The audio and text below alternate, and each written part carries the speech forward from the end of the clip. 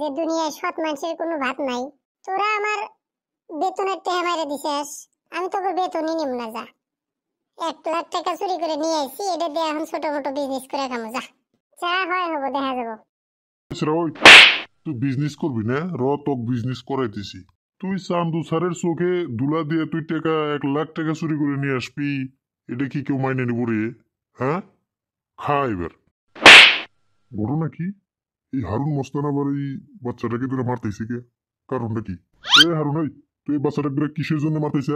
সভাপতি সাহেব, আপনি সভাপতি আছেন, সভাপতি থাকেন। আপনি আঙ্গুরে এই দুইজনের মধ্যে নাক গলায়েন না তো। এই বদমাস, কি করলি তুই?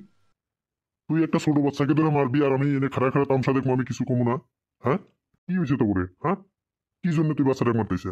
সভাপতি সাহেব, আপনি কিন্তু কামটা ঠিক করলেন না। এই চ্যাংরাকে আপনি মনে করতেছেন খুব ভালো। এই চ্যাংরা চান্দু স্যারের বাড়ির থেকে 1 লাখ টাকা চুরি করে নিয়ে আসে আর ধরা পড়ছে, যার জন্য আমি ওরে ধরে মারতেছি। হ্যাঁ, কি কস? এই ছোট ছেড়া চান্দু স্যারের বাড়ির থেকে 1 লাখ টাকা চুরি করছে, এটা তোমার বিশ্বাস হইতেছে না? সভাপতি সাহেব, বিশ্বাস না করার এখানে কিছুই নাই। পারলে আপনি ওকে চেক করেন, 1 লাখ টাকা এখনো ওর পকেটে আছে, আর ওকে জিজ্ঞেস করেন। কি রে বাবা, এই যে হারুন মস্তান যা করতেছে তা সত্যি কি? তুই কি চান্দু স্যারের বাড়ির থেকে 1 লাখ টাকা চুরি করছিস, না অতি তোকে এমনি এমনি মারতেছে? হ্যাঁ সভাপতি সাহেব, আপনি যা শুনলেন সব সত্যি। আমি চান্দু স্যারের বাড়ির থেকে 1 লাখ টাকা চুরি করছি। হ্যাঁ, কি কস? তুই এত ছোট ছাওয়া একটা, হারুন স্যারের বাড়ির থেকে তুই 1 লাখ টাকা চুরি করছাস? কি জন্য রে? সভাপতি সাহেব, আপনি আগে এই হারুন মাস্তানের হাতে থেকে আমাকে বাঁচান, তারপরে আপনাকে আমি সব খুলে কইতেছি। এনে নিশ্চয়ই কোনো রহস্য আছে।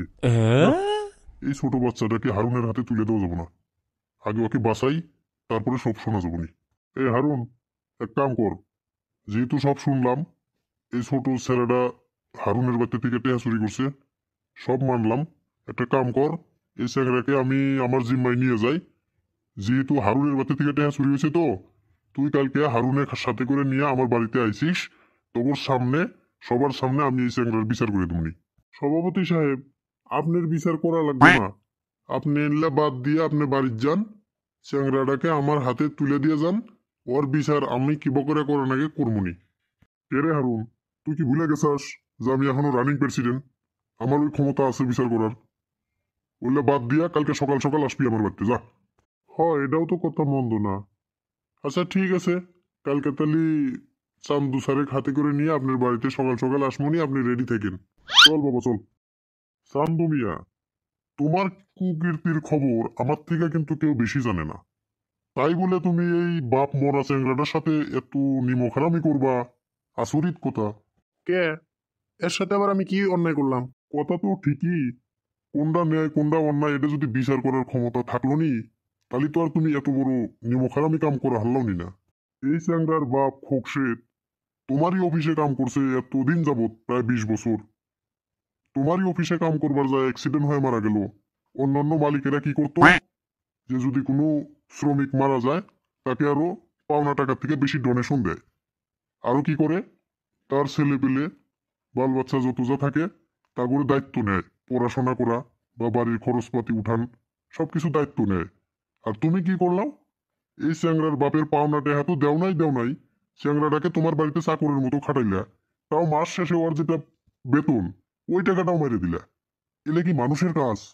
কাগজপাতি ডকুমেন্ট যদি না দেখান পারে, তাহলে আমি টাকাটা দিমু কি বকরে? আর বেতনের টাকা তো ওকে আমি দিয়েই দিছি।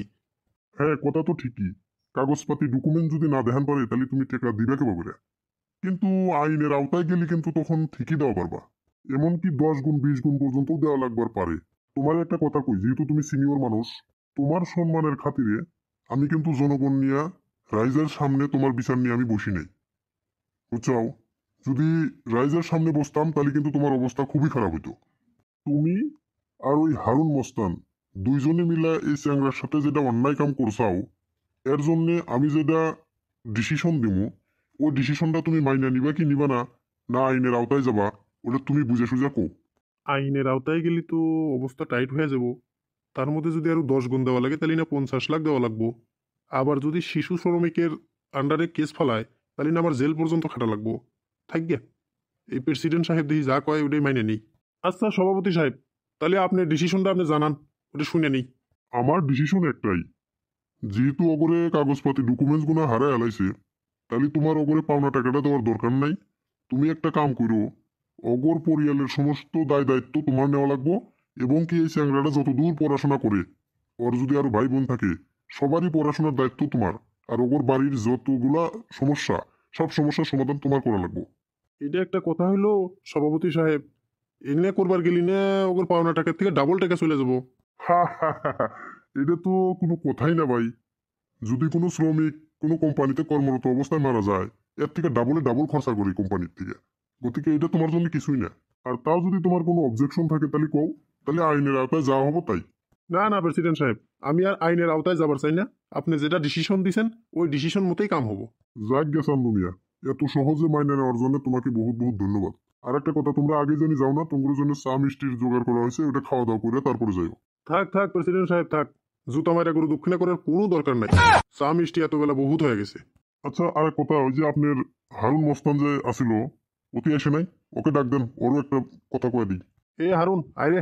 কোন প্রেসিডেন্ট সাহেব, কোন কি করবেন কোন? শোনো হারুন মস্তান, তুমি কিন্তু এই বাচ্চাটাকে বহুত জ্বালান জ্বালাইছো।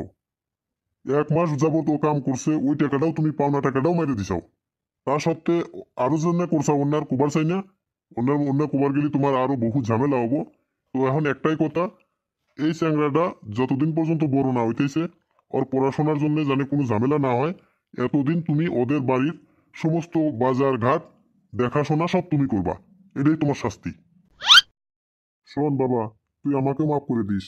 যেহেতু আমি তোর জনপ্রতিনিধি, আমারও খবর রাখার উচিত ছিল যে তোর এত বড় সমস্যা হয়ে গেছে, আমি কিছু জানি না, আমার জানার দরকার ছিল। ওদিকে তুইও আমাকে মাফ করে দিস। না সভাপতি সাহেব না, ভুল তো আপনি করেন নাই। আপনি মাপ চাইতেছেন কেন? আপনি যেটা উপকার করলেন আমার এবং আঙ্গর পরিয়ালের উপরে, আমি কোনোদিনও ভুলাহামো না। না রে বাবা না, আমি তো তোর জনপ্রতিনিধি, আর এটার কথার উত্তর তো আমাকে একদিন না একদিন যা দেওয়া লাগবো। যেহেতু আমি তোর জনপ্রতিনিধি, তাহলে তোর খবর রাখাটা আমার উচিত ছিল, যেটা আমি রাহা হারি নাই, তাহলে এটা আমার ব্যর্থতা না।